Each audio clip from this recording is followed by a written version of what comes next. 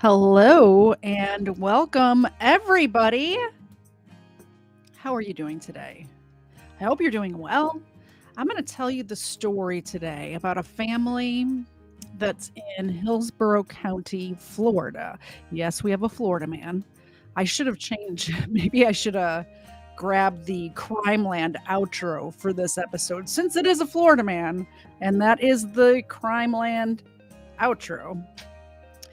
Anywho, it is about Ronnie O'Neal III and his family. So I guess we'll just jump right into it. And I'll tell you the story. It's going to be a lot of what I really want to play for you is some of this court footage. So I'm going to give you the backstory of what happened, and then we're going to watch some of the, the opening statement and things like that. How's everybody doing today? Good, I hope. I almost didn't make it to the stream in time. I was slacking this afternoon. I went and hung out in KFAR's live chat for a little bit too long and didn't give myself enough time to prepare. I mean, I was almost prepared, but not all the way prepared. But we made it in time. So welcome everybody. Zena and Ava are both here today. Ava, stick your head up. Ava. See, she's here too. So if you do want to support the show by doing a super chat or something like that, of course, Zena and Ava are here so we can give them some milk bones on air. Let's get started right away, though. So Ronnie and Kiki, they had two kids together, a daughter named Ronivia and a son named Ronnie IV. Ronivia was born in 2009 and Ronnie IV was born in 2010. So all this happens in 2018. So they're little kids at the time, little kids.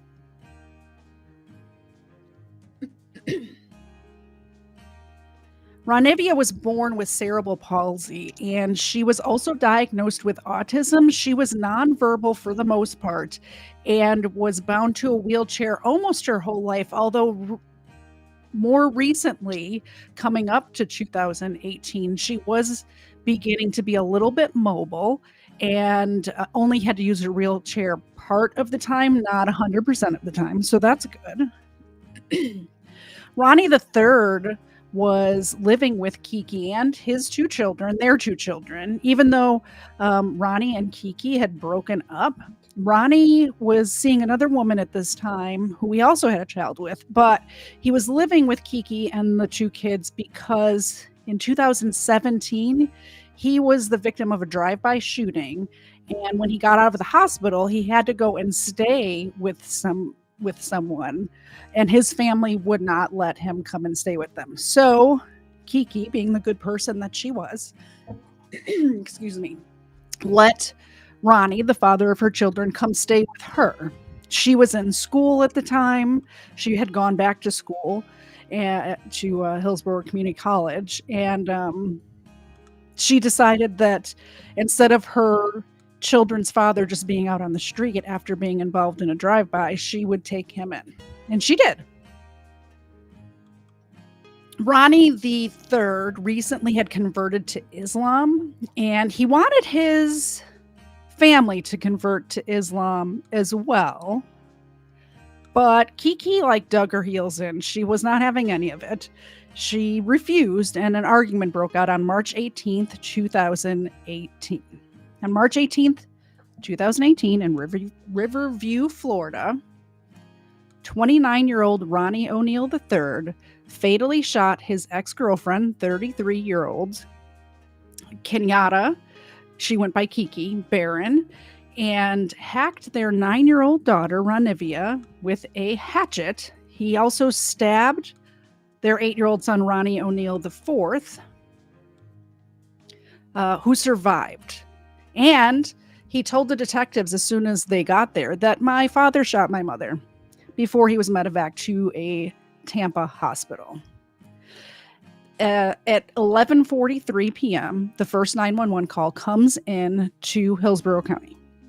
It's believed to be Kenyatta. I think they've proved at this point that it was Kenyatta. And you could hear a male caller in the background saying, "She killed me. Don't come outside," and Allahu Akbar. And then at 8 minutes later, a second 911 call came in. So let me play that 911 call for you. But first, thank you very much for the super chat, Erica.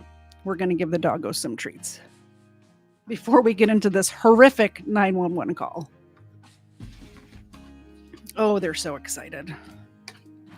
Look at Zena's giant blockhead. Thank you very much, Erica. I appreciate you.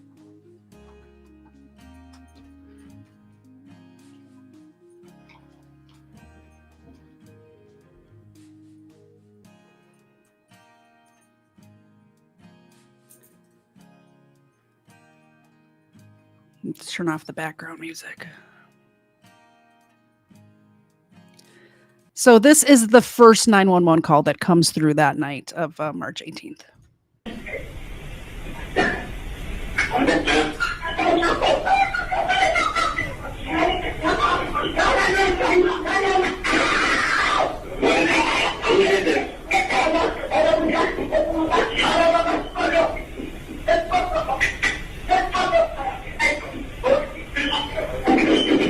Listen to the background.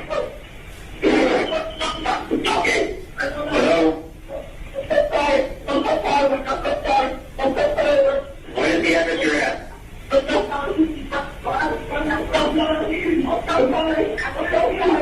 Hello, ma'am.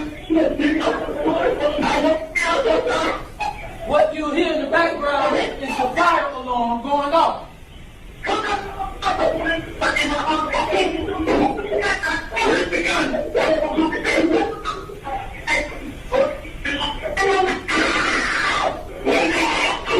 Who did this?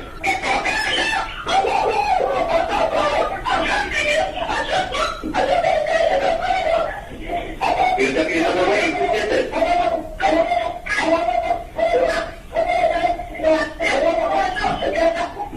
You hear it in the background.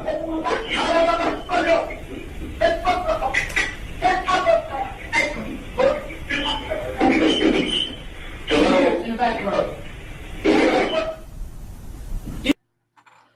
Okay, so that was the first 911 call that came in. And then right after that, the second 911 call. So Kiki called first, and all you heard was background music, background voices. It's very hard to hear, but she's clearly in distress. And then 8 minutes later, Ronnie III calls 911 as well. And here's his call. For some reason, this whoever uploaded the second one first and the first one second. So I'm playing it in the order that it actually happened. Hey, I just been attacked by some white demons inside Kiki. Kiki, her name is Kiki, and she tried to kill me. What's the ad? Huh? 10 seconds. So that was the first call. It was just very short, and he says that he was attacked by Kiki because there was a white demon inside of her. So that's where we're at right now.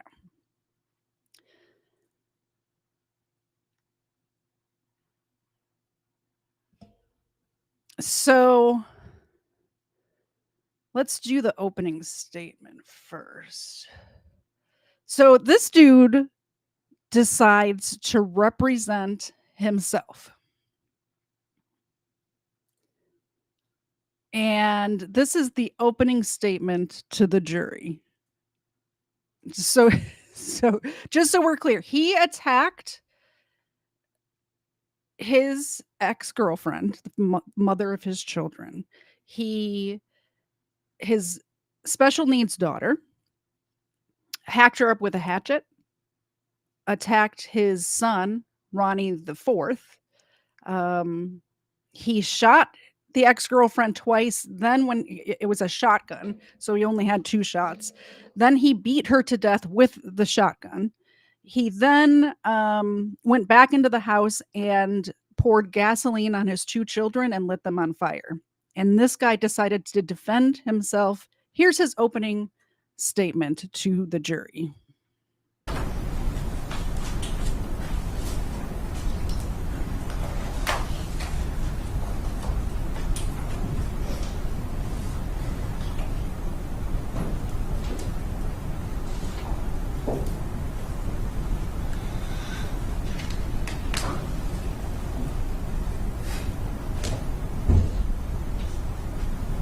The evidence is going to show that we are under some of the most vicious,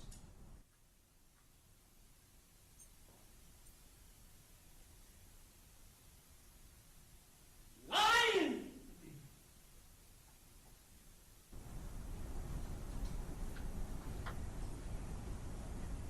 fabricating, fictitious government you ever seen.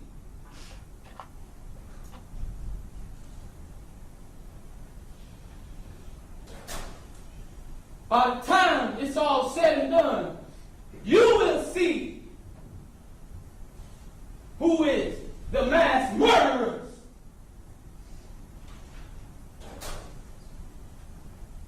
In Tampa Bay, the state of Florida. You will know why what occurred on March 18, 2018 occurred. And the evidence is going to show that law enforcement tampered with evidence to meet their such high burden of proof. Because originally, it wasn't enough. So we had to tamper with evidence. Since it was such evident already, but we still had to tamper with evidence. Okay, so that's a good question, Erica. His defense is that, oh, wrong one, is that Kiki attacked the children and he killed Kiki because she had attacked the children. That's his defense. So that's what he's going for here. Evidence is going to show my son did not see me murder his mom. The evidence is going to show He's pulling the old Chris Watts defense is what's happening here.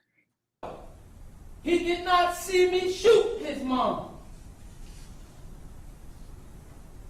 The evidence is going to show my son said many things that are not true.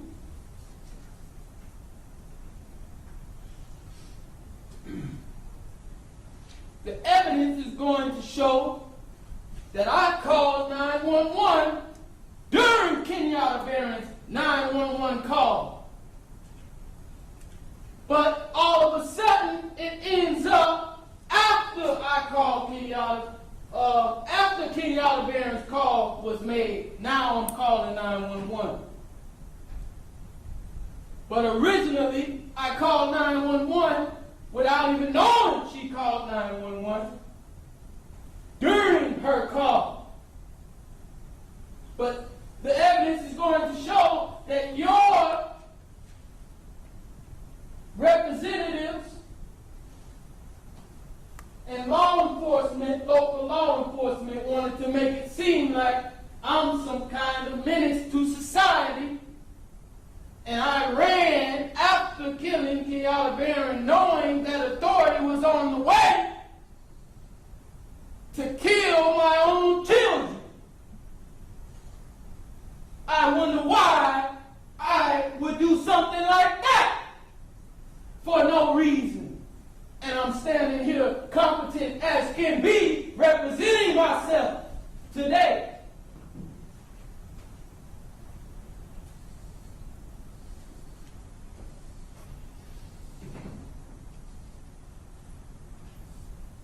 The evidence is going to show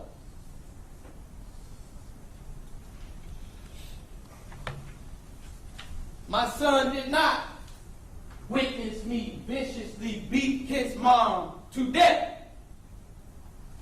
By the way, the only evidence that he has in this whole trial is he says so. He doesn't have any actual evidence. It's he says so. That's why. The evidence is going to show my neighbor, Khalil Brown, whom they are trying to keep out of this trial, witnessed me take 3 strikes.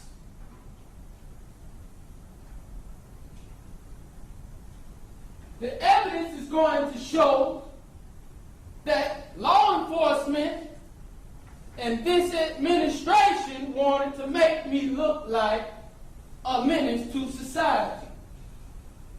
So they added several mini strikes on that video and audio that you just heard.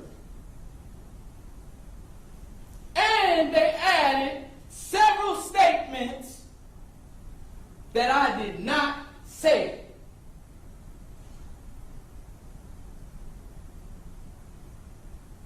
Anything that I may have said, they exacerbated it and made me say it consecutively over and over like Allahu Akbar, which I may have said once or twice. But they wanted to make me seem like a terrorist.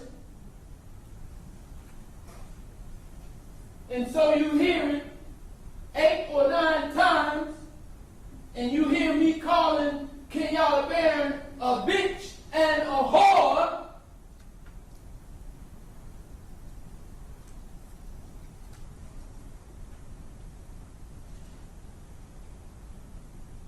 The evidence is going to show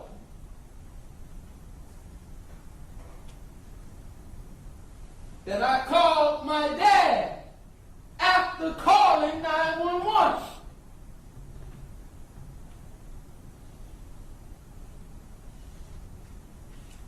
But that call is all of a sudden missing from the T-Mobile records that we have acquired from T-Mobile.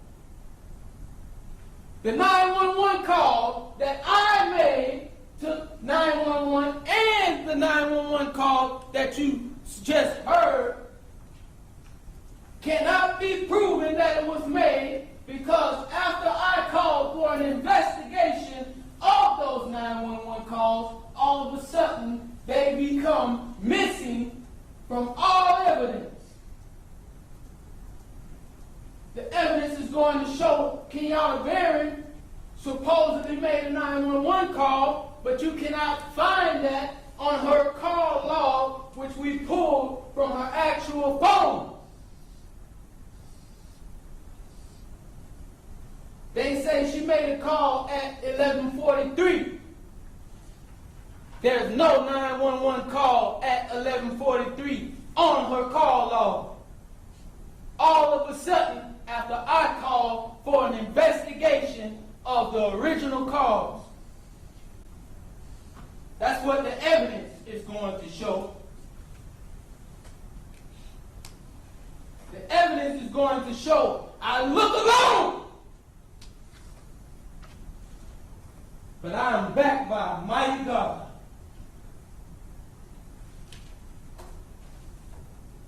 The evidence is going to show I love my children.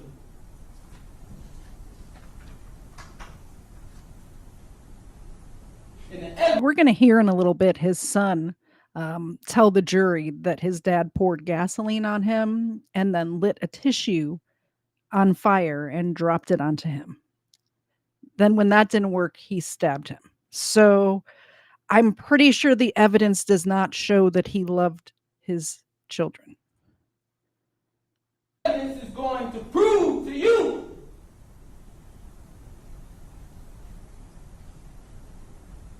that this whole entire has been tampered with and fabricated before it's all said and done. I can guarantee you that. Mark my words.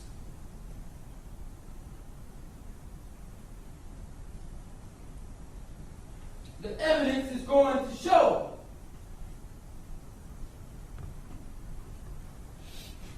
that they say, I said, come out here, son, and help me kill this bitch. But my neighbor, Khalil Brown, nor my neighbor, Mona Lisa Brothers Gray, or any of her children, Mia Thompson, or Gracie Diggs, or Mr. Gray, heard me say any of those things. In fact, the evidence is going to show that Khalil Brown heard me say she killed me twice and then nothing else. The CRA is going to show, for some of you who don't know what that is, that's the criminal report affidavit that the law enforcement lead detective Thomas Dirks is the author of. The evidence will show that in that CRA, I told the neighbor, don't come outside, call 911 now. But you don't hear that on this audio for some reason. But you hear all these other things that I did not say.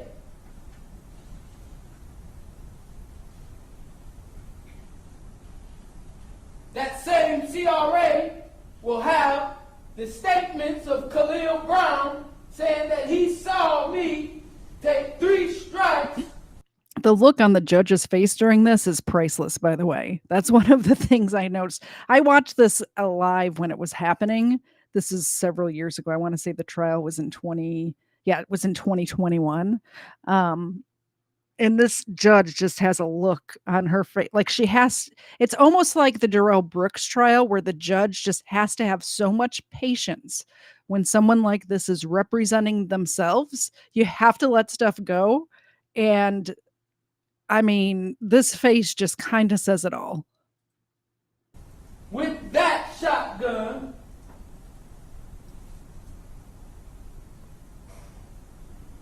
and nothing else.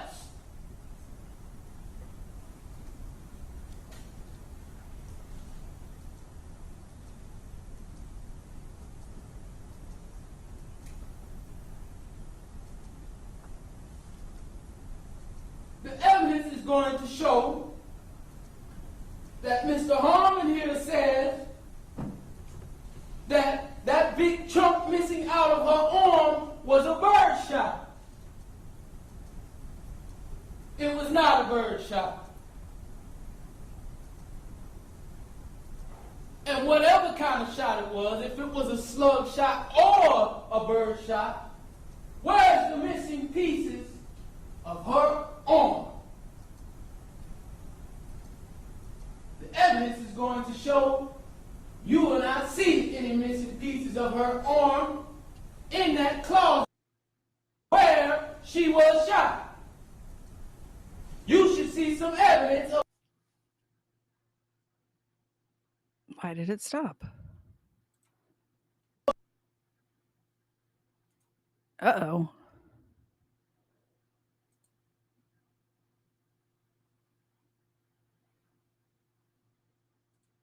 Uh-oh. The evidence will not show you. Add it to the wall to make it look like I aimed at her head. That's what the evidence is going to show.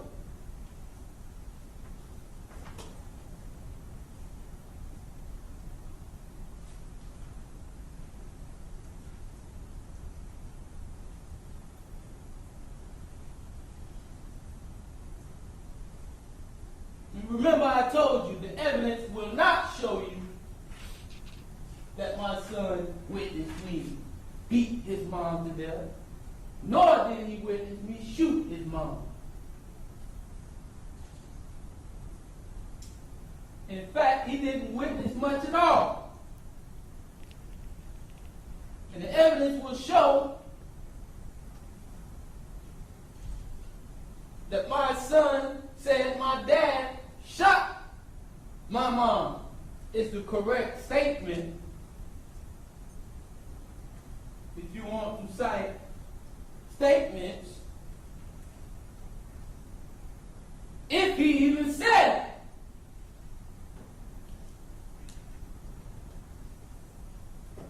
Because I can guarantee you, the evidence is going to show you we are under the most corrupt administration you've ever seen in your life.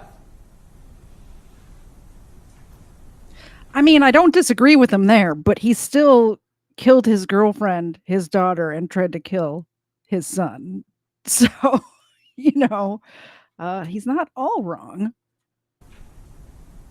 I guarantee you I wouldn't waste your time.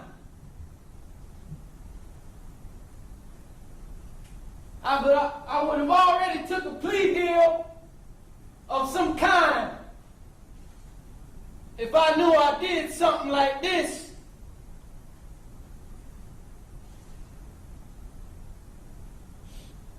Because most people don't even go to trial when they know they killed somebody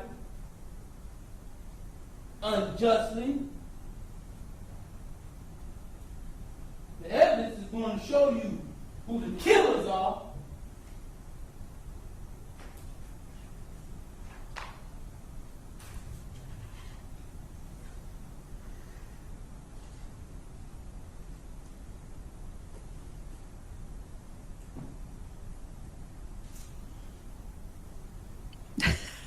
Her face.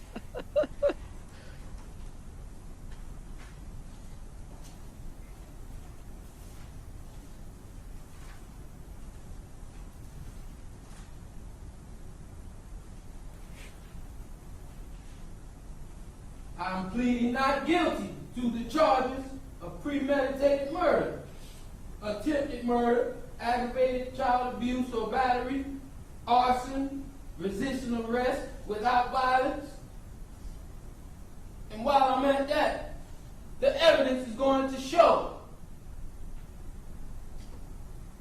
that they tased me for no reason. But they tampered with that video because they didn't want you to know the truth. And it might sound far-fetched, but I guarantee you, we're going to see who the liars are before it's all said and done. Mark my words. Because my family lives were taken. By the way, I tried to find the body cam footage of when the police arrived on scene. I couldn't find it because I wanted to see this guy get tased badly. I couldn't find it anywhere. If somebody knows where to find that, I'd love to see it.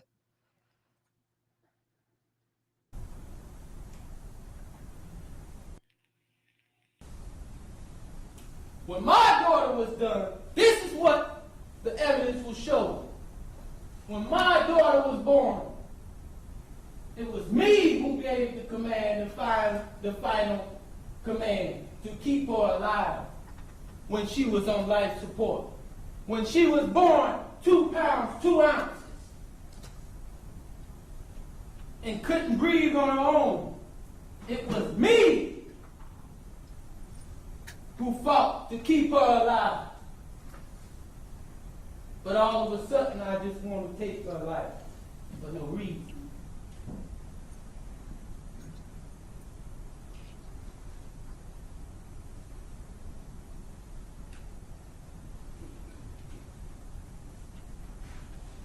I'm asserting justifiable homicide because I acted in self-defense and moved to protect myself and my children. Kenyatta Barron. So this is his whole defense, is that Kiki killed the children, or tried to kill the son, killed the daughter, just out of nowhere, by the way. From all accounts, she was a very loving mother.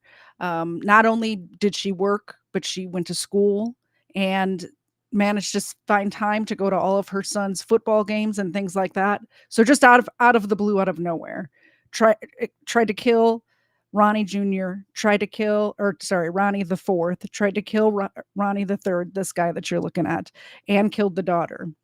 So he was defending himself and his children's lives. This is the whole defense.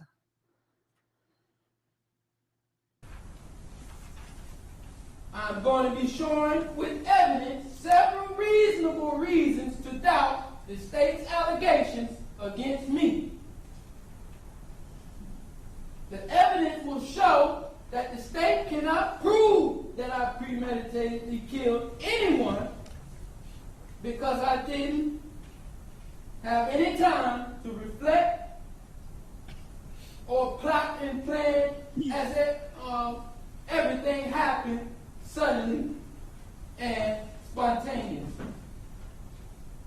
And just so you guys, premeditation does not have to happen days or weeks or months before. Premeditation can happen minutes before. It doesn't have to be a long, drawn-out thing.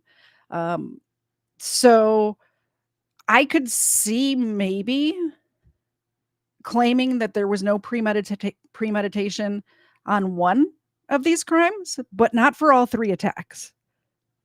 That has to have some sort of premeditation. And when he tried to light the children on fire and it didn't work, then he went to the kitchen and got a knife and went back and stabbed the son. That alone is premeditation. I responded out of pure instinct and heat of passion.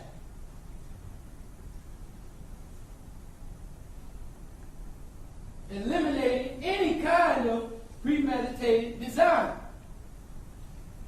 And let me just say, the evidence will show that since the state plans to kill me, if they can say that I killed my family unjustly, they plan to premeditatedly kill me.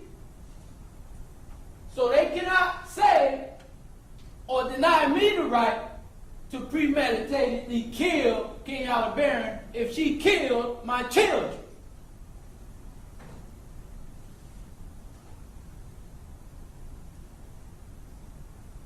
The evidence will show that Kenyatta Barron had several medications and drugs such as morphine in her system. The evidence will show she had a domestic history and was arrested for domestic violence that same year.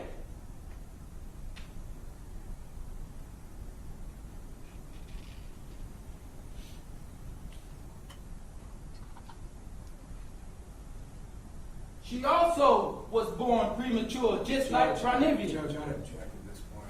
I'm going to sustain the objection as to that particular argument regarding Ms. Barron being born prematurely. All right? You may continue on, Mr. O'Neal.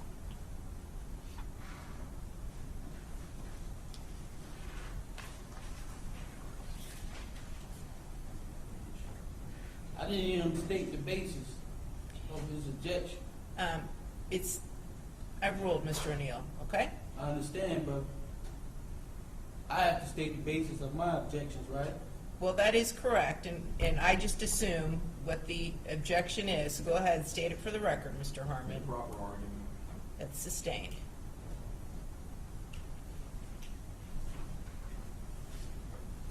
The evidence will show that she threatened to kill me with a knife just a few weeks before the incident, and she was angry about my relationship with my other child's mom, and about the fact that we had to be cordial for our newborn son. the evidence will show that they have been going back and forth and arguing on Facebook and by telephone that whole afternoon before the incident. The evidence will show that me and my son was at my mom's house while I was putting brakes on my aunt's car.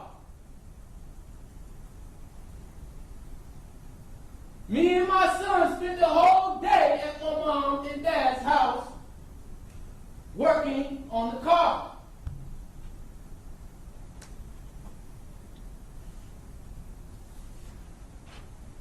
When we came back home, I never knew she was arguing with my child's mom, my other child's mom, the whole day. That's what the evidence will show.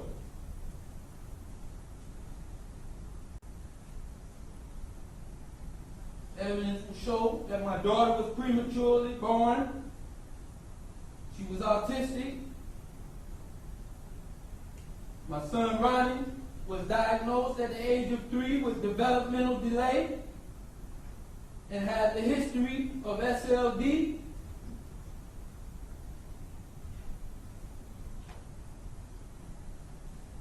The evidence will also show that he was present but does not remember accurately or consistently what happened for many reasons. He's talking about his son, Ronnie IV, right now. He was 7 years old when this happened. He was 7 years old. It gets even worse. This guy put the shotgun in his 7-year-old's hand and tried to get him to shoot his mother. Then, when he wouldn't do it, when the 7-year-old refused to do that, he stepped on him, poured gasoline on him, tried to light him on fire, and when that didn't work, stabbed him. And he was within inches of his life. So yeah, maybe some of the details this 7-year-old got wrong, but he still knows what happened. He still knows who the devil is in this situation. Making him unreliable when it comes to the actual facts.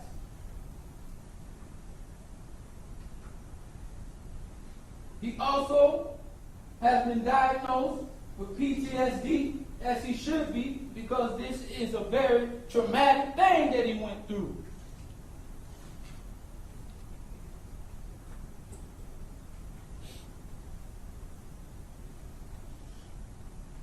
He also was diagnosed with major depression disorder, intermittent confusion, and delirium.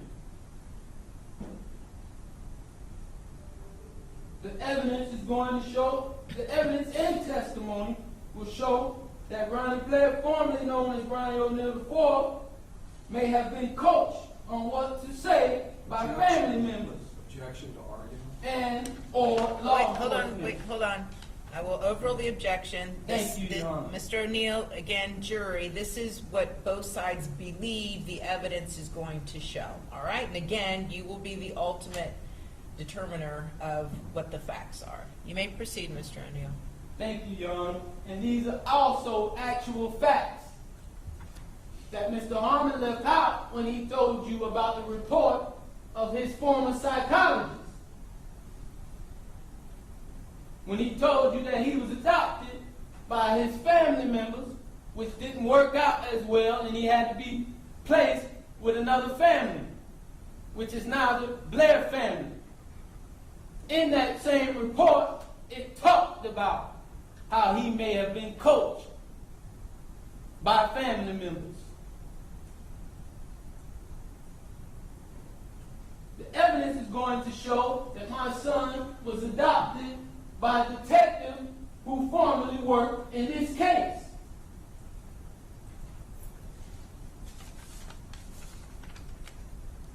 Whom he now lives with.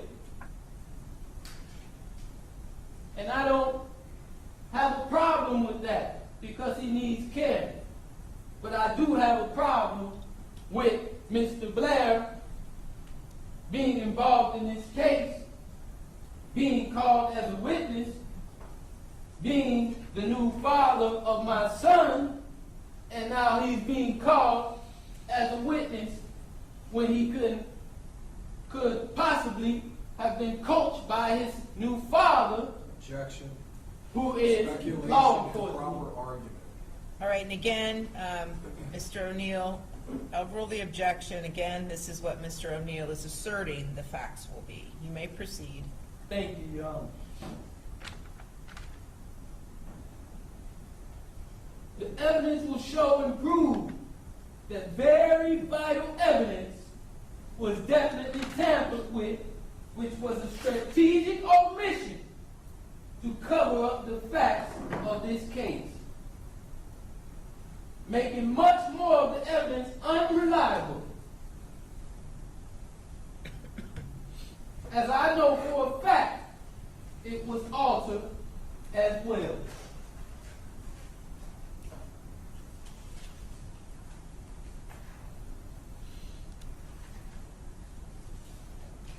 By the way, he doesn't have any evidence to this except for the fact that there'll be recordings. He's saying like the 911 calls were altered and reports were altered, and the only evidence quotes that he has is that he says that he didn't say that, or he says that they added him in. He only said Allahu Akbar twice, and they added it in 7 or 8 times. It's just his flapping gums compared to what the recordings show.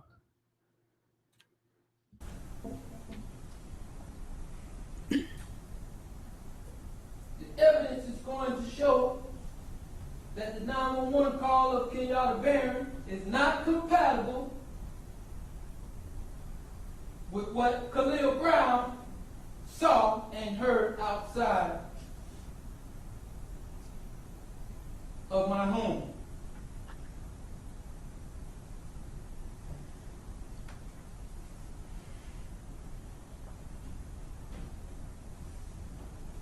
I guess I'll step in here. Khalil Brown is his neighbor that lives across the street or lived across the street. And he'll testify. We're not going to go through the whole trial, obviously. But he ends up testifying that he saw Ronnie O'Neal III hit Kiki with the shotgun 3 times, where she was actually hit more than 3 times. She was hit like 15 times with the shotgun. The shotgun was destroyed, not in a fireable condition at all. It was all bent out of shape and stuff. And the marks on her body, obviously, show that she was hit more than 3 times. So he's saying that they're fabricating evidence because the eyewitness only saw 3 of those strikes. Well, when the guy came outside, the attack was almost over at that point. So he did only see 3 strikes, but there was way more. The marks on Kiki's body prove that.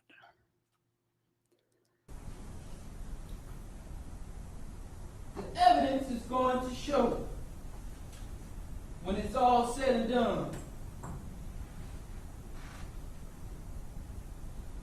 who put those excessive lacerations on Kenyatta Barron's face. I can guarantee you that. In this trial or the next one, I can guarantee you that. Because like I said, I look alone, but I'm backed by a mighty God.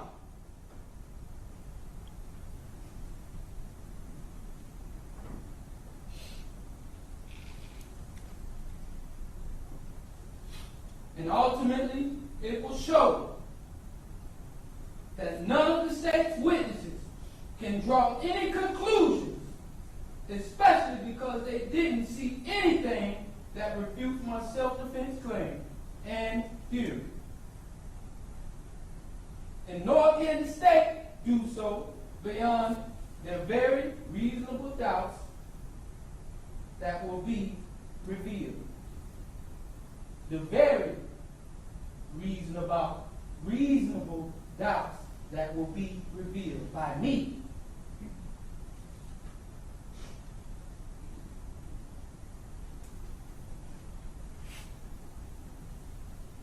And that's all I have to say. All right, so his son ends up testifying, and he's able to cross-examine his son, and it is shocking, in my opinion. So that's what we're going to next.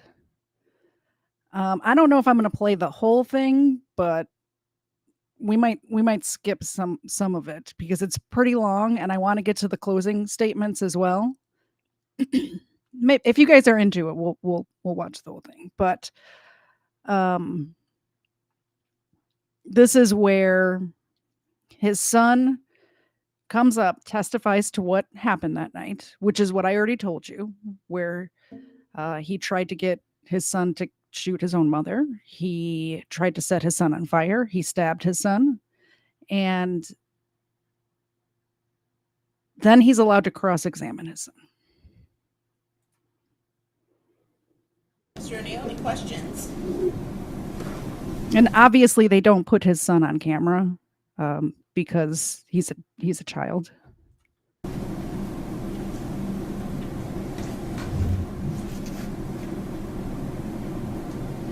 Also, another thing that this court did that I think is great is that they allowed the child to testify via video feed, so he doesn't have to be in the same room with the man who tried to kill him, which I think is great because I can't imagine the trauma and the fear that this kid has for this guy.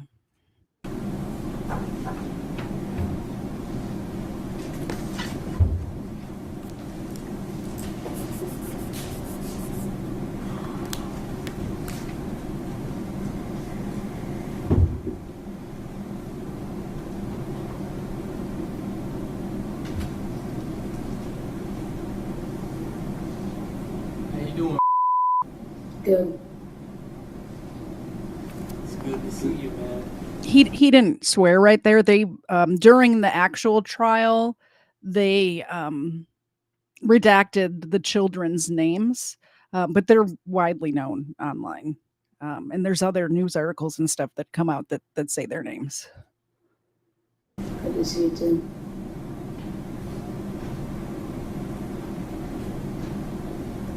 Do you remember talking to some attorneys that came to see you and they said that they were there on my behalf by the name of Jennifer Spradley, Carolyn Schindler? What's the objection? Improper impeachment. I'm not impeaching. Okay. I'm asking a question. Well, the question on the table is if he recalls the attorneys coming to see him. He can answer that question as far as yes or no, but then we'll see what the next question is. So you can go ahead and answer that question. Do you recall that event happening? Yes.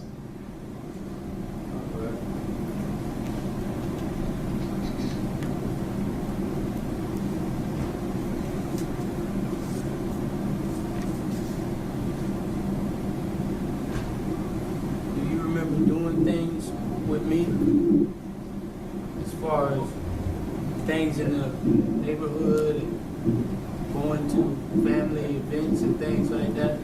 Objection, relevance.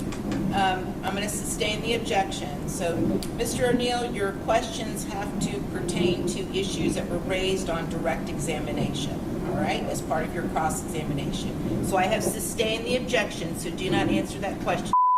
Okay? Next question, Mr. O'Neal.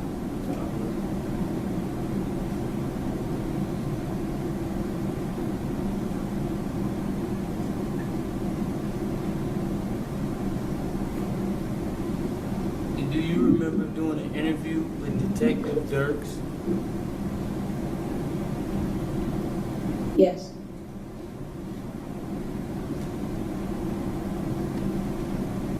Did you guys go to basketball and football games and things like that together? I'm sorry, say that again? Did you guys go to a Bucks game together? Yes. Did you guys talk about anything that happened that night? No. No. At any time, did he talk to you about those things and tell you what to say here today? No. What about your new dad, Richard? No.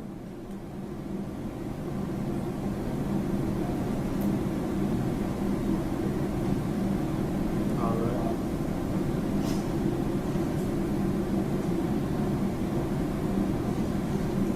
Did you see me beat your mom? No. Did you see me shoot your mom? No.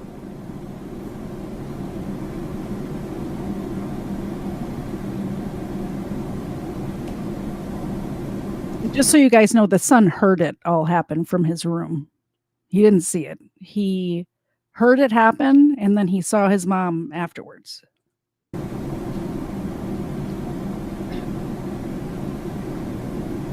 Are you sure? Yes.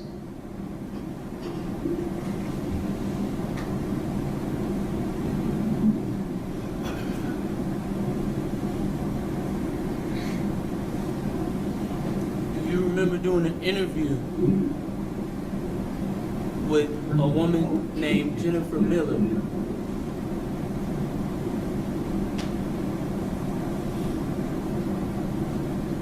Did you hear me?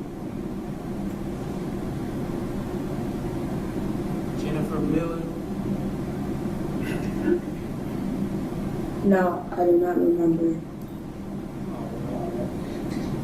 Well, you did do an interview with her. And you told her. Objection and cross impeachment.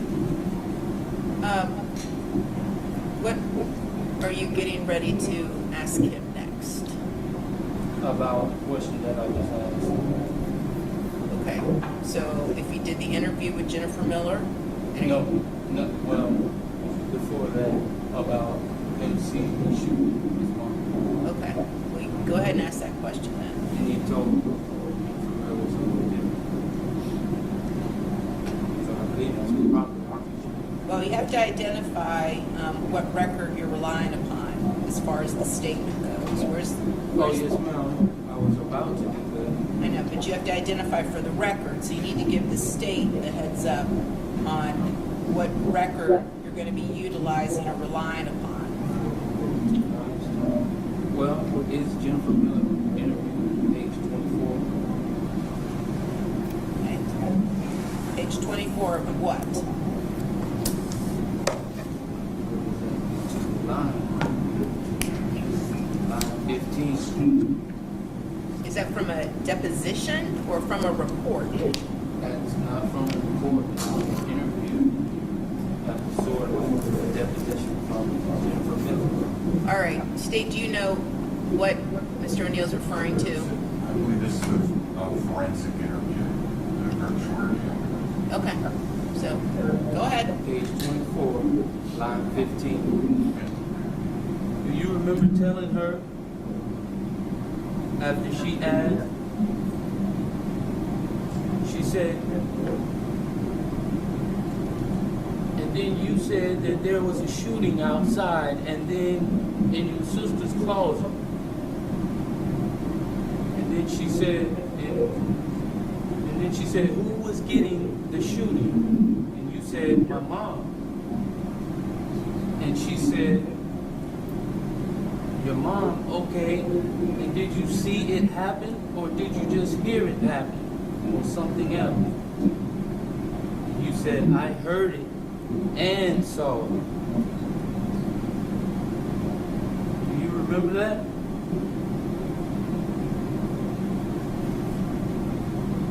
Do you remember making that statement to Like, Miss Miller? Yeah, just answer yes, no, or I don't know.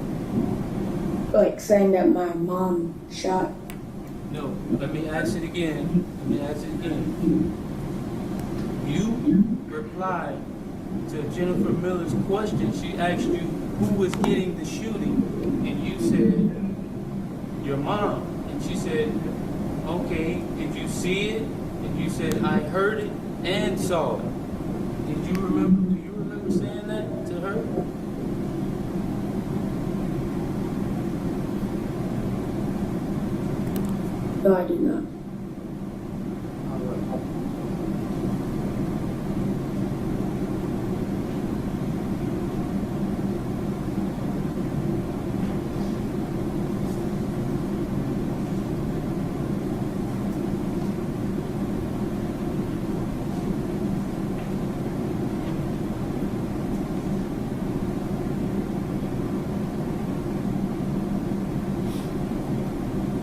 did hear a shot that night.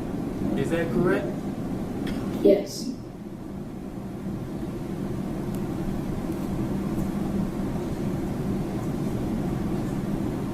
And when you heard that shot, where were you at that time? Standing by the house phone.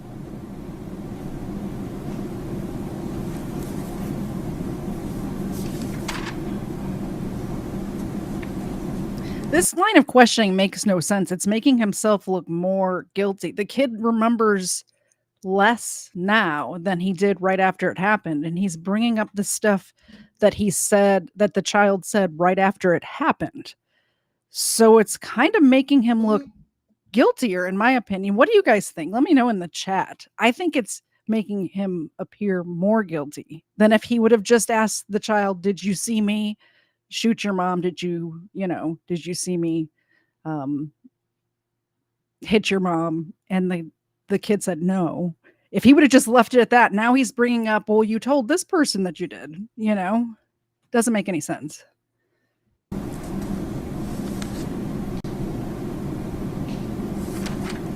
All right.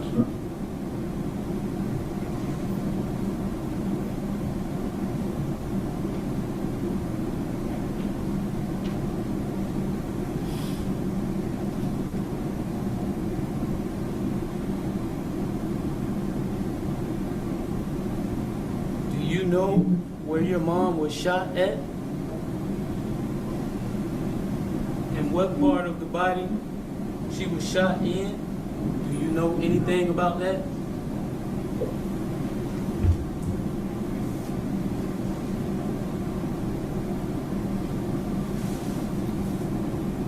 Can you hear me fine? You said where she was shot? Yes, sir. Do you know where your mom was shot at? No.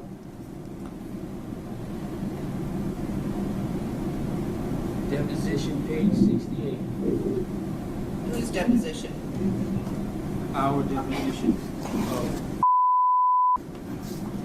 Mr. Yes, what? Age and line, please. Page 66, line 19 to 22. Oh, no, hold on. I'm sorry. Page 68, line 14. And, hold on, 1 second. Get this right.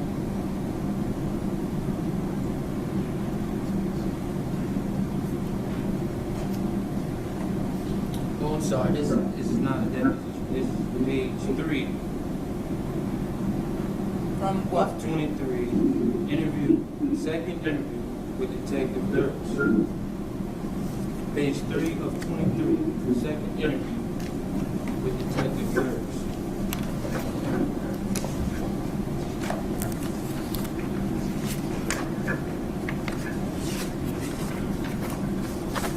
All right, and what is the question? Ma'am, just a moment. Hold on, I'm sorry. Hold on 1 second. Let the state find what you're referring to. Okay, you may proceed. All right. And so you said you do not know where she was shot. Is that correct? Yes. All right. Well, did you know that you told Detective Dirks during your interview with him? You said that I shot her in the stomach. When you say I shot her, you need to be a little more specific. You just said in the stomach. He asked you, where did your mom get shot? And you said, in the stomach. Do you remember that?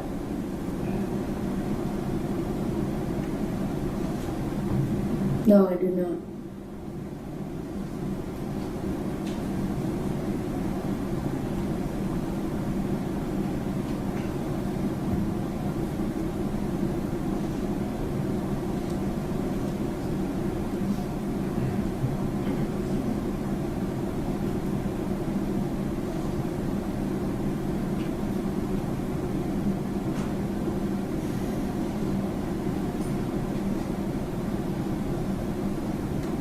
You said just a while ago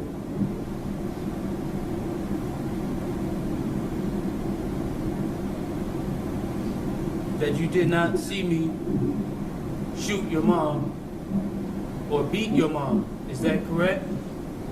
Yes.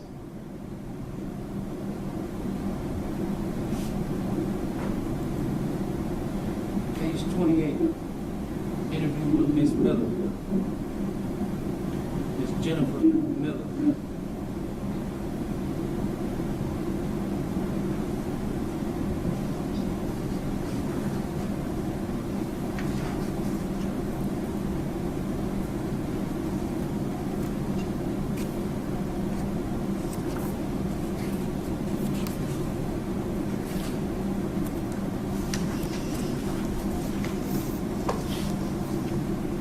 Do you remember telling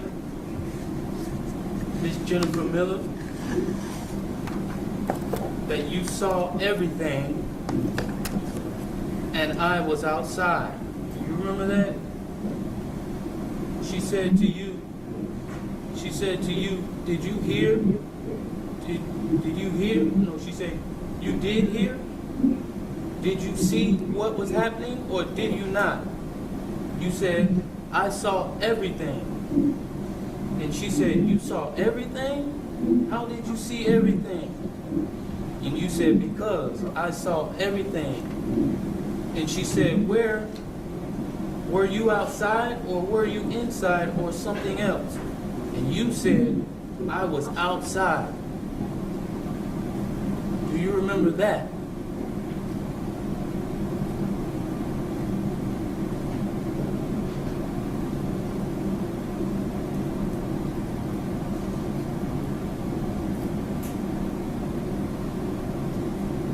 The question is, do you remember saying that to someone named Jennifer Miller? Or do you remember saying that to Jennifer Miller, that you were outside and that you saw everything? No. All right.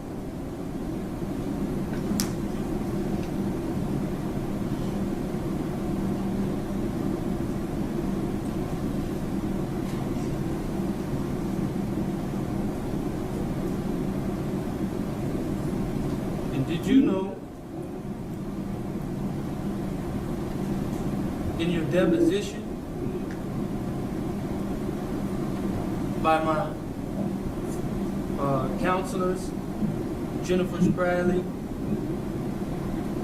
and Carolyn Schimler? Okay, so Might Be Wrong has a good question. He says, how is Child Protective Services not keeping this from happening? The reason being is he's the only surviving witness to what happened. So the state called him as a witness because he was there. He was the only person that was there that survived before this person that you see on your screen. I was going to call him a nasty name, but I refrained. And he's allowed to cross-examine the witness because he's representing himself. So there's no way around it. There's really nothing they can do about it. But there's good news for this kid at the end. So we're going to get through a little bit more of this, and then I'm going to show you the sentencing, or the closing argument, and then the sentencing, and then we will get to the good news for this kid. Page in line in the deposition, Mr. O'Neal. Page 103. Did you know that you told them that you never went outside with your mom before the police arrived? Do you remember telling them that?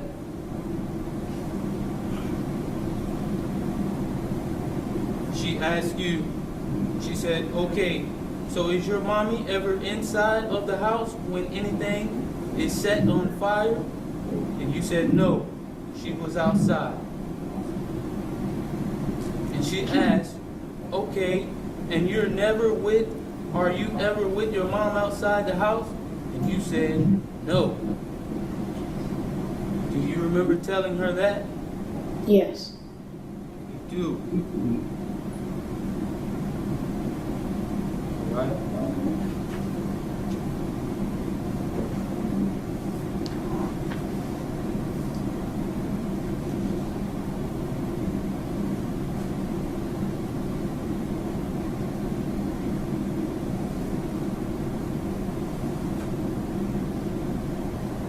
Did I hurt you that night of this incident? Yes. I did. And how did I hurt you? You stabbed me.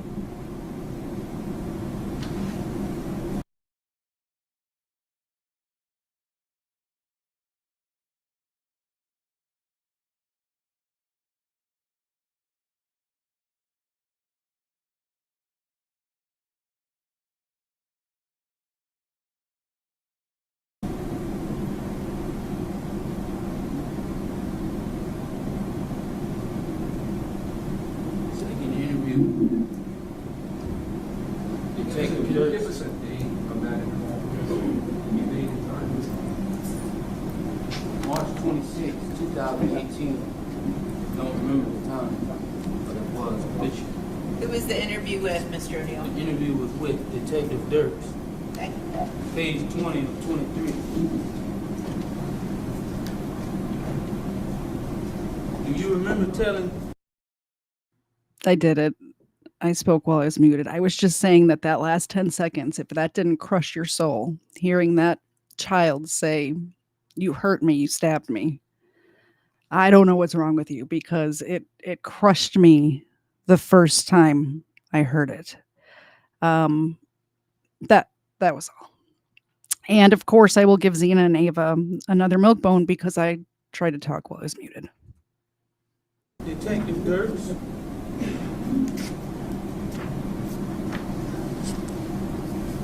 After he asked,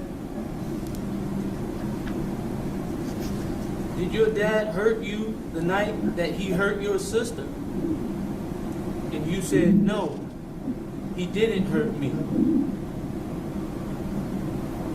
Do you remember that?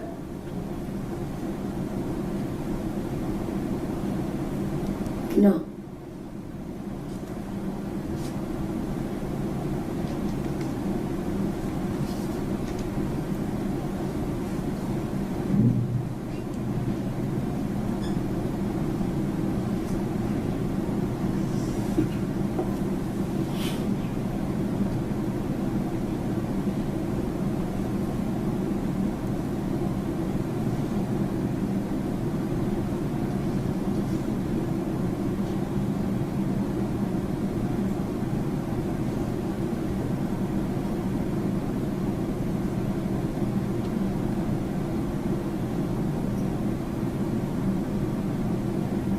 And you said just a while ago, I stabbed you with a knife, right? Yes. Detective Dirks, interview number 2, March 26, 2018, page 9 of 23.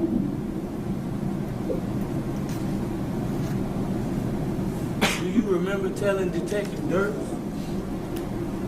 when he asked you, when did he hurt you with a knife? And you said, I don't know. Do you remember that? Yes.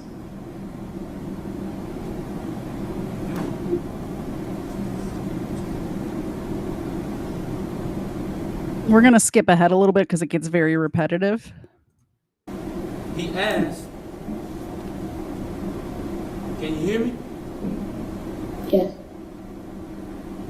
He asked, so he hurt your sister first and then went outside?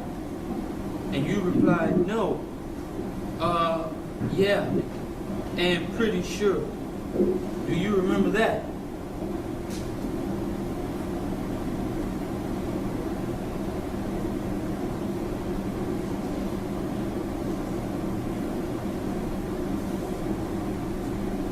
Question is, do you recall telling Detective Dirks that statement? No.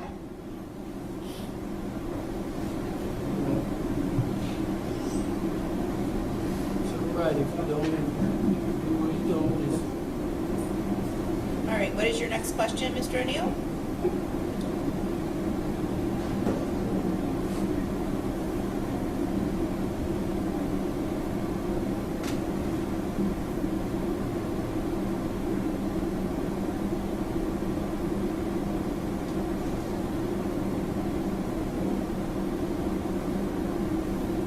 What do you remember happening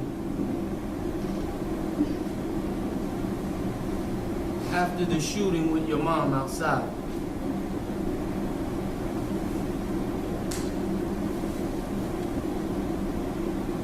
You coming back inside and you getting my sister and then putting her in my parents' room and then you hit her with an axe.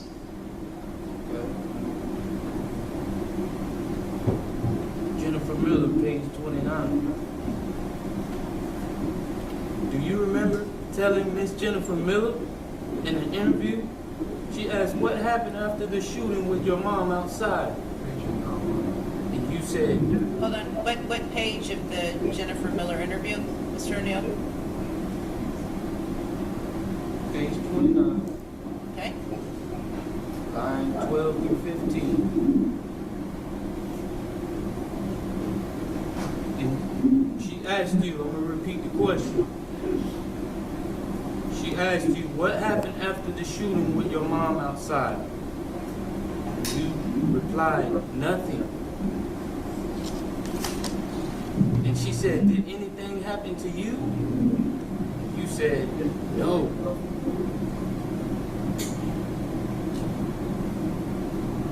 Do you remember that? No.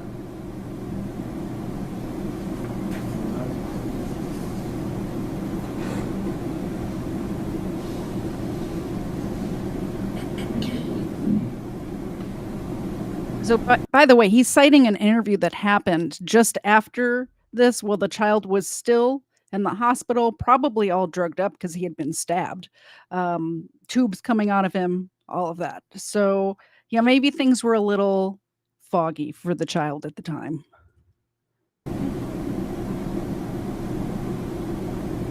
So you just said a while ago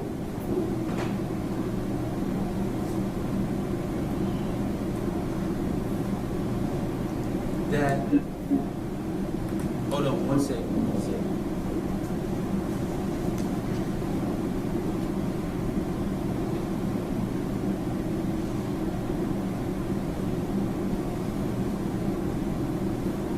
Now you just said a while ago that I came back in and took your sister from her room to your mom's room and hit her with an axe, right? Yes.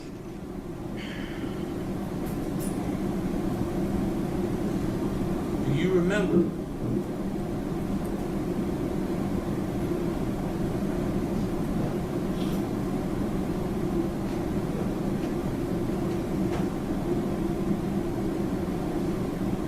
One second, just trying to keep up with all of this.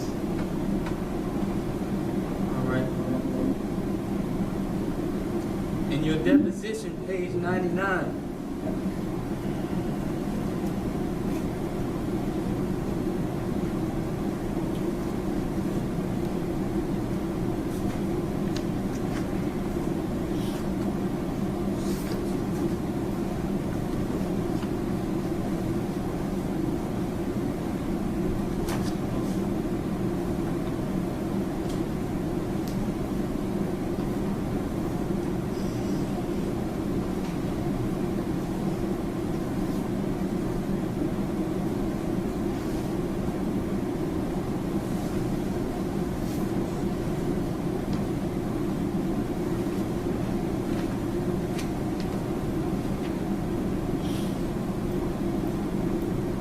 Deposition, page 99, you told her,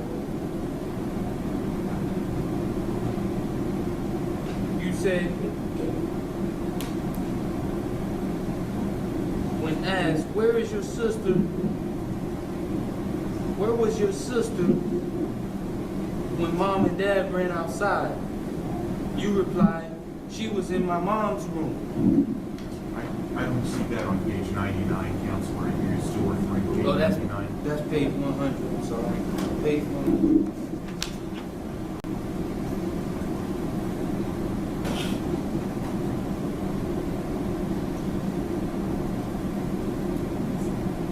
Did you hear the question, son? Yes, I did. Uh, Do you remember telling my attorneys in your deposition when they asked, where is your sister, when mom and dad ran outside? And you replied, she was in my mom's room. Do you remember that?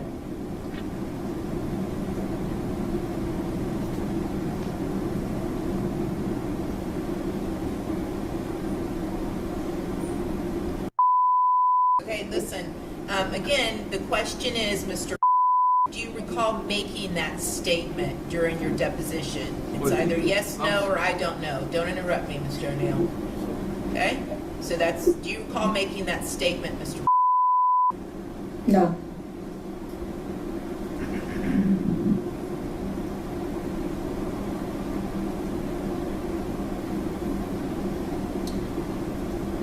I'm sorry, on page 99, you told them you don't remember when she went from her room to your mom's room.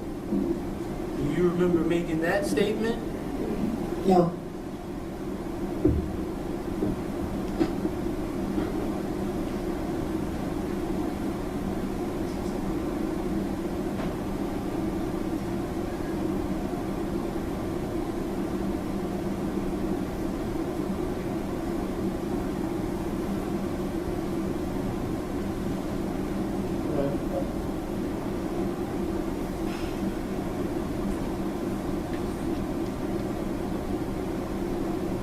Now, you just said a while ago that I told you to go get some things. What did I tell you to go get? A knife.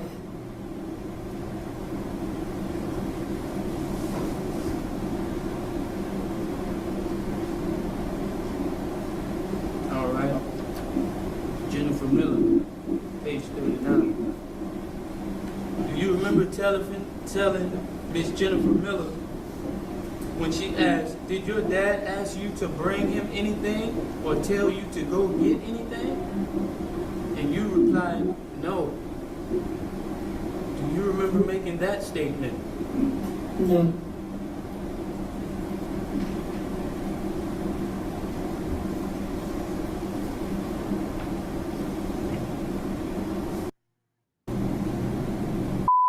Do you recall making that statement to Jennifer Miller?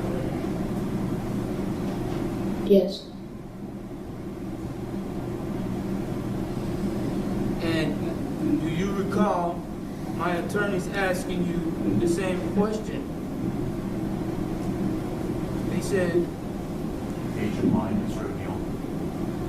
page 30. Oh, I'm sorry. Page 104, line 22 and 23. My attorneys asked you, they said, all right. Hold on 1 second. They said, how did you get burned? And you said, I have no idea. At this point, I'm going to object to improper impeachment even today during his testimony. He testified to how he got burned. So this is not impeachment. All right, very good. I'm gonna, at this point in time, overrule the objection, but I do think that's how he's testified. So go ahead and answer the question, Mr. Do you recall making that statement or not at your deposition?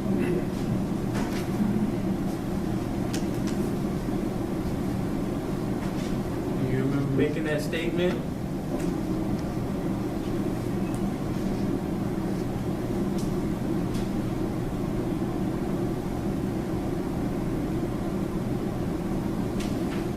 Just have to answer the question. Do you recall making the statement? That's all. No.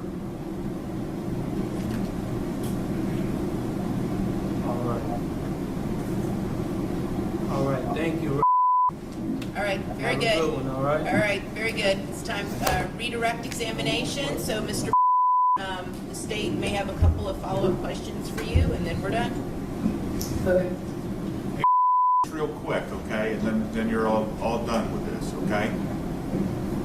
That night when this happened, did you set the house on fire?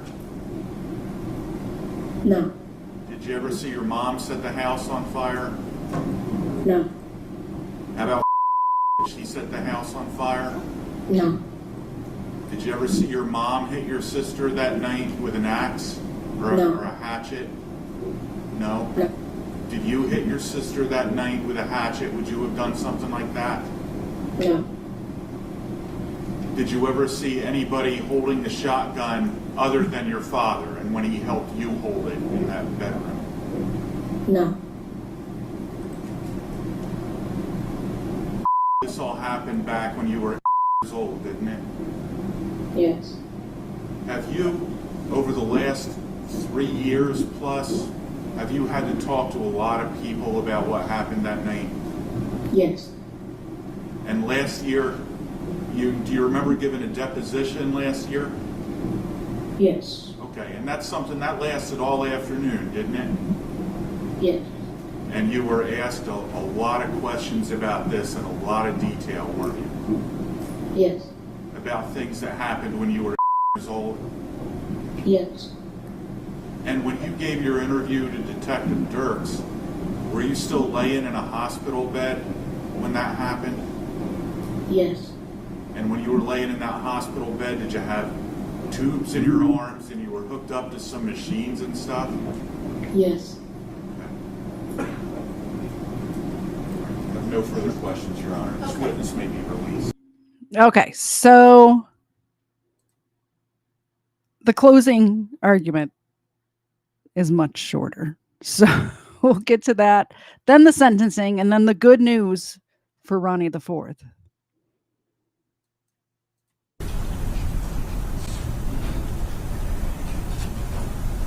Yeah, that testimony was excruciating, but we had to get through it because I think this child's story deserves to be told, you know? Mr. O'Neal, you need to By the way, if you have earphones in, it's very similar to the opening statement. So just a warning. speak audibly so that the jury can hear what you're saying.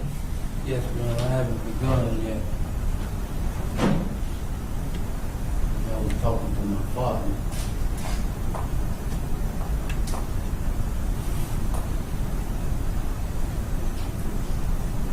He showed you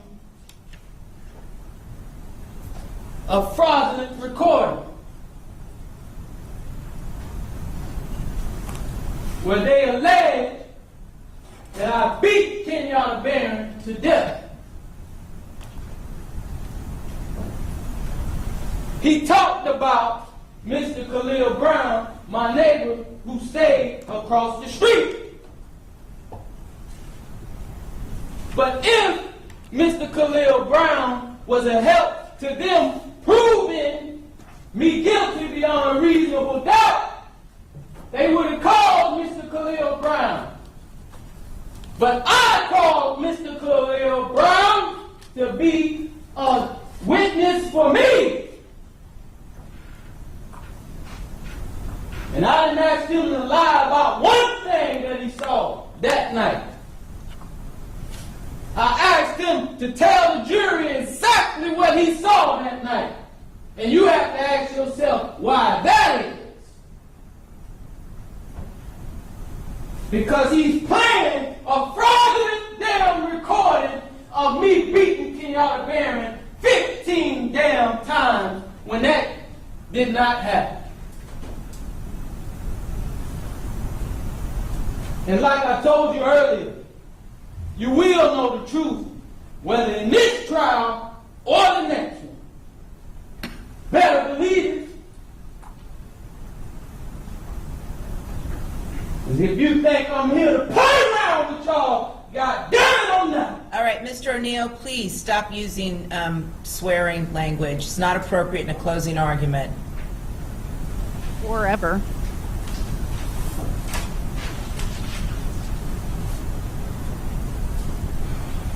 Now he played a recording that was sped up. Why didn't you play the regular recording that people can understand what the call was saying? Objection to the defendant asking me questions, Your Honor. I'm going to sustain I'm talking to people.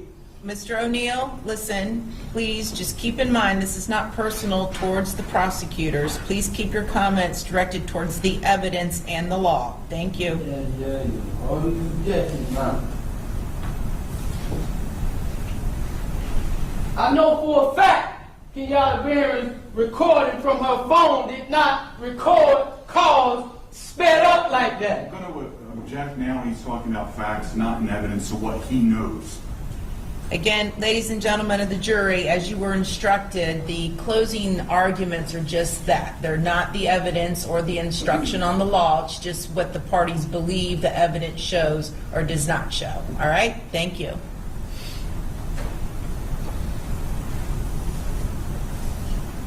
You heard Mr. Khalil Brown. You've been hearing me for 2 weeks now, telling you that they committed criminal acts against me with the 911 calls and that fraudulent video that they just showed y'all. Now, I'm gonna prove it to you. You heard Khalil Brown. He said that he was actually sure that I only hit Kenyatta Barron 3 times. You heard. I called him to tell you that. I ain't running from nothing. That's the neighbor that I was telling you about that only saw him strike Kiki 3 times. It's because he didn't see the whole beginning of the attack, not because this guy only hit her 3 times. It's the witness only saw 3 of the 15 or 18 hits. They didn't call Khalil Brown to tell you that. I did. And you have to ask yourself why that is. Because I want you to know the actual facts.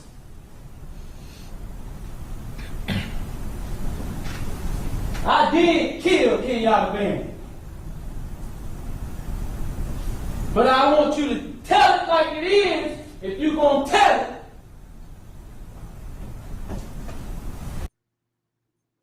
All right, let's get to the sentencing because we need justice. This judge was so patient through this whole trial. As patient, I would say, as the Darrell Brooks judge. I forget her name. But they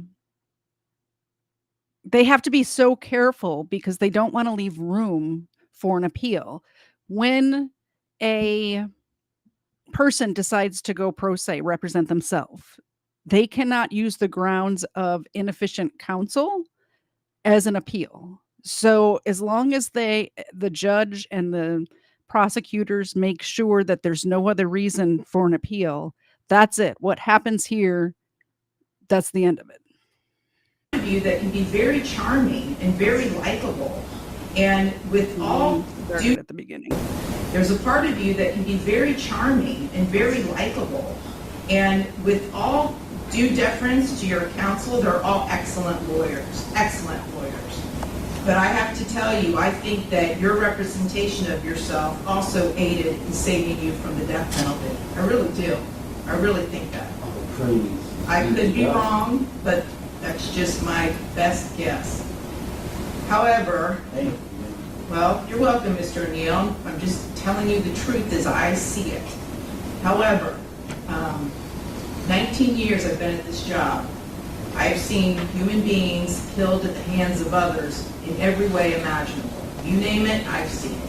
Shootings, stabbings, drownings, suffocatings, blown apart by cars in DUI manslaughter cases. Horrible things. This is the worst case I have ever seen as far as the facts go.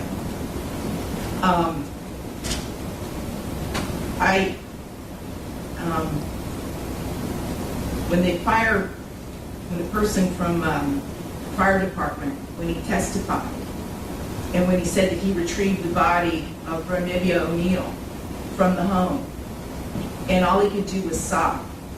It took every ounce I had not to start sobbing too. Because there is no way any person with any feeling could have witnessed or seen the photos of what occurred that night and not be haunted for the rest of your life. I know I will be. For the rest of my life, I'll be haunted by what I saw as far as the evidence and just the abject cruelty of it all. The abject cruelty. And I was aware, because I reviewed a lot of the discovery ahead of time, as you well know, did a lot of in-camera inspection of a lot of documents. And I was aware there was some evidence, at least, that when you needed to recover from your gunshot wound, that neither your parents nor your Aisha, Miss Robinson, would let you come recover at their home. I don't know if it's true or not. I'm not going to get into a dispute. I'm just mentioning there was some evidence referencing that in the records. And all I could think about, because I knew that Miss Barron was not with you romantically at the time. And I knew that she just out of the goodness of her heart let you come stay with her. And it is beyond tragic that that critical decision ended in so much horror for her and for her children. It is unspeakably cruel what happened as a result of that one decision. The way that Ms. Barron died was horrific, and that 911 call, which captured truly all of it. You heard, and everyone who's heard that 911 call, heard a death scream. If anybody ever wants to know what it sounds like before a human being dies, knowing that their death is imminent, that's exactly what it is. That was a death scream. But what happened to little Ronivia and to little Ronnie, but I'm going to focus on Ronivia, because she was special. And you could tell Miss Barron had done everything she could to create a beautiful home for her family. I noticed that the Ronivia's bedroom, before you set it on fire, you could tell she tried so hard to make her feel like a princess. Kenyatta did everything she could. And I noticed too in the kitchen, on the refrigerator, she put up magnets that said faith, love, family, hope. And then you know what else happened at the refrigerator during that night? It got splattered with blood all over it due to what happened. Little Ronivia, she couldn't scream, she couldn't run away, and she witnessed what you did to her mother as far as shooting her mother in the arm with the gunshot. She knew. And the horror that that child suffered. And she already had a life where she was born with challenges regarding her physical and her mental disabilities. But the pain and suffering that she suffered that night at your hands, unspeakable, absolutely unspeakable. And at the moment, that first time you struck her with that hatchet, and little Ronnie testified that all he could see was tears coming out of his sister's face. At that moment, that child knew she was being betrayed in the cruelest, most tragic and sorrowful way that a child could ever be betrayed. She was being betrayed by her parent, the one person that should be there to protect their children and love them and keep them from harm. And that was the last thing that child felt before she passed on from this earth, was your utter, cruel betrayal to her. And I read somewhere, and I don't know if it's true or not, I have no idea, but I read somewhere that souls pick their lives, and that they know exactly how difficult their lives are going to be before they enter into this world. And I don't know if that's true or not, but if it is, Ronnie O'Neal is one of the bravest souls I have ever come across in my 54 years on this planet. One of the bravest ever, ever, because she suffered so traumatically. So, Mr. McNair, I appreciate your comments about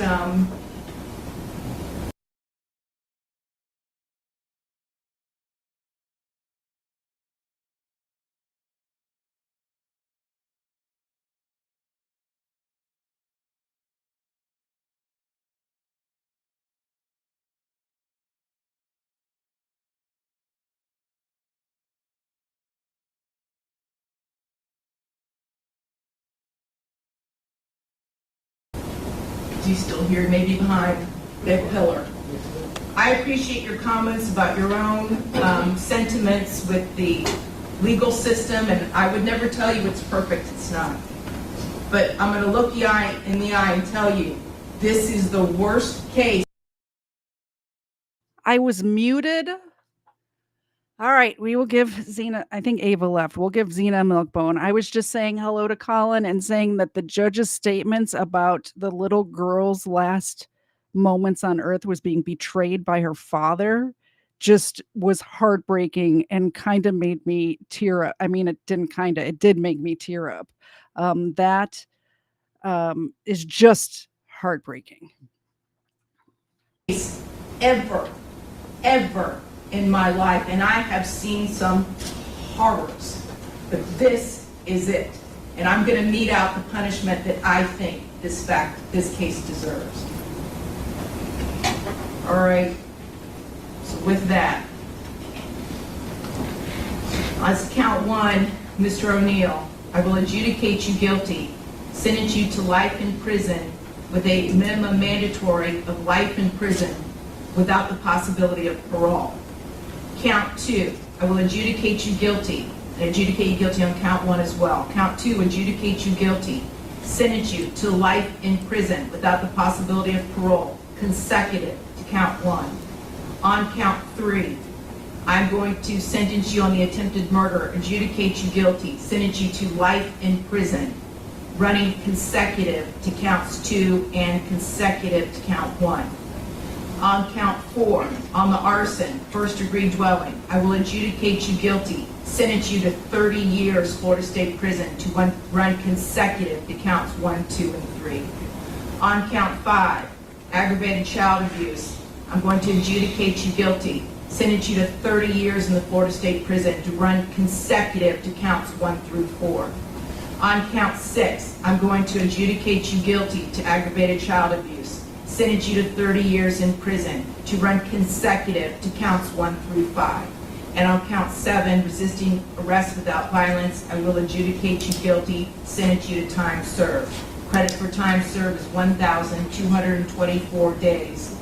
You have 30 days to appeal the judgment and sentence of the court. Thank you. We're concluded.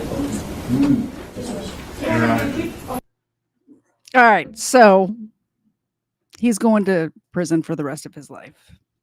Is basically that. There is good news. I promised you good news at the end. We're at the end, and here's the good news. So one of the officers who responded to the scene the day that this happened. So, you know, when something like this happens, all of the officers are there. So this officer that I'm talking about was there the day of, but was not an integral part of the investigation. He wasn't one of the detectives that was on this case or anything like that. But he went to the hospital and visited Ronnie IV. And towards the end of the visit, Ronnie grabbed his hand and asked him to stay and watch a movie with him. And this detective, you know, he was just getting off of work and he had a date night scheduled that night. And he went home and he asked his wife, instead of going on our date night, can we go back to the hospital and watch a movie with this kid? And she agreed, and they went. And here's the story. It was a horrific crime. Ronnie O'Neal murdered his girlfriend and daughter and tried to kill his son. But on the night of that tragedy, a guardian angel appeared in the form of a first responder and gave that little boy a second chance at life. Tonight, an incredible story of survival and a path forward through adoption. It's a story you'll only see here on News Channel 8. Good evening, I'm Keith Kate. I'm Jennifer Lee. Thank you for joining us. I'm not crying, you're crying. Tonight we introduce you to the little boy who survived that horrific night and is now thriving with adoptive parents who brought him into their home. News Channel 8's Jeff Patterson joining us now with his exclusive report about little Ronnie and how Ronnie's life has changed for the better. Keith and Jen, during the trial, we were very careful to protect the identity of young Ronnie. He is a victim who managed to survive a horrific night, but now with his permission and the permission of his adoptive parents, we are sharing his story and the story of how he came to his new family. You will see who is the mass murderers. It was a trial that captivated the Bay Area and the nation. This whole entire case has been tampered with. It began March 18th, 2018. Mike Blair with the Hillsborough County Sheriff's Office got a call to respond to a crime scene in Riverview. Blair has responded to hundreds of calls. This one changed his life. There was a child being medevaced to Tampa General, but he was not expected to live. Ronnie O'Neal III, accused of killing his girlfriend, daughter, and severely wounding his son Ronnie, insisted on acting as his own attorney. In one heartbreaking moment, he questioned Ronnie in court. And how did I hurt you? You stabbed me. Ronnie III was found guilty of murder. But for Ronnie, now 12, it's important to him that we remember his mother and sister. She was just a good mom. Kenyatta Barron was back in school attending HCC, but still had time to play football with him. And Ronnie had his own special way of communicating with his disabled sister, Ronivia. We did like a lot of things together. She was nice. In the hospital, Mike Blair visited Ronnie as he recovered. He kind of held onto my hand and as I left, and he said, "Could you watch a movie with me?" At that moment, Mike knew he had to speak with his wife. We were planning to go on a date night that night, and I said, "Hey, instead of doing date night, do you mind if we go watch a movie with this kid?" Danielle Blair went to the hospital, where she and Mike watched a movie with Ronnie. I had already known that I would want to take Ronnie home with us starting that night. But it didn't happen overnight. Not until they received one call asking if they knew anyone who could foster Ronnie. That call became their calling. I was driving by our church when the guardian is asking, "Hey, do you know of somebody who can help us out?" Danielle Blair had prayed for this moment. I started praying that God would soften Michael's heart and say, okay, yes, we have a place that Ronnie belongs. Now Ronnie has a new family and 5 new siblings who've accepted Ronnie into their lives. One of the best moms and dads. They take care of me. It's become more than just a new house for Ronnie. It's a home. They even have a family mantra. As it goes to the family, and it's, "I am safe, I am loved, and I'm part of this family." Remarkable people.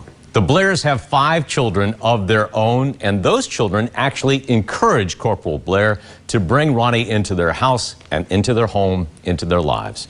Ronnie is now receiving physical therapy for his wounds and mental health care to help him through this process and everything that he has gone through. What a good-looking family now, though. I think we were all captivated by this story, to say the least. And it was Ronnie's decision to speak, wasn't it? Why now? Why did this young man want to speak out? Well, he felt he was very limited during the trial of what he could say. He was very much prepared for that, but he didn't have a chance to say how much he loved his mother and how much he loved his sister. That was important to him.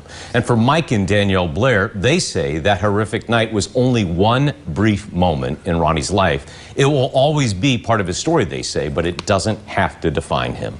It's a great story. Thank you for sharing. So that's why I had to drag you through all of that testimony, because I love a happy ending. And this ending was so happy, it brought tears to my eyes. This kid went through so much. And I'm so glad that he, through adoption, has a family. He has 5 siblings. I have a lot of siblings. I know what that's like. There's definitely ups and downs, but they all seem to love him very much and accept him. And he is loved. He is wanted. And I'm hoping, and this was a few years ago, I'm hoping he's still thriving. And like the newscaster said, it will always be a part of his life. But at least there's a future to look forward to for him. Anyway, that's the story. That's the show. I hope you guys enjoyed it. It's a little different than what I usually present.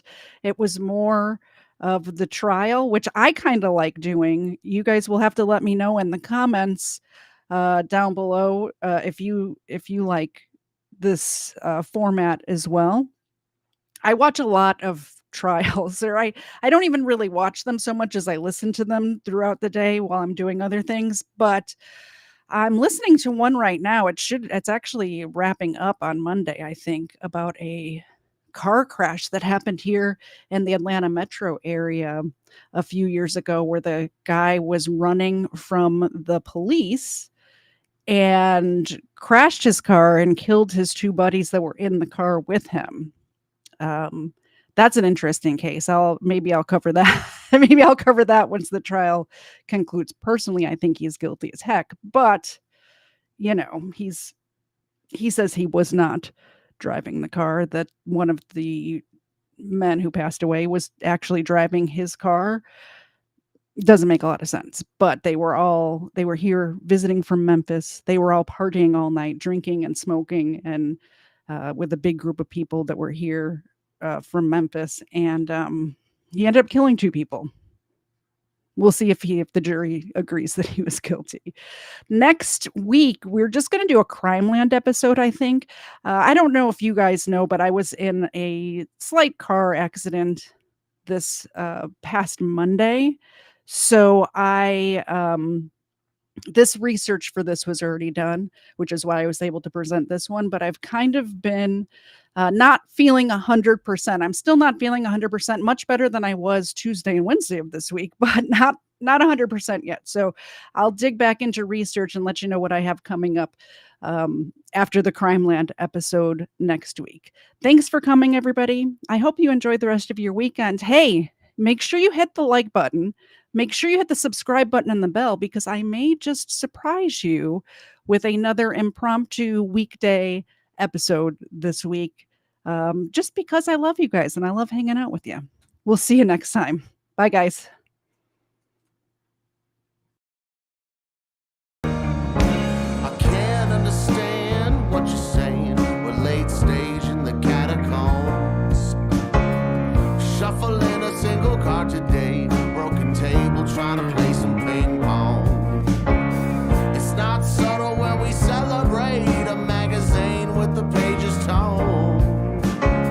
My body cracks, knees buckling. I got a bad case of brain fog. Said I got a bad case of brain fog.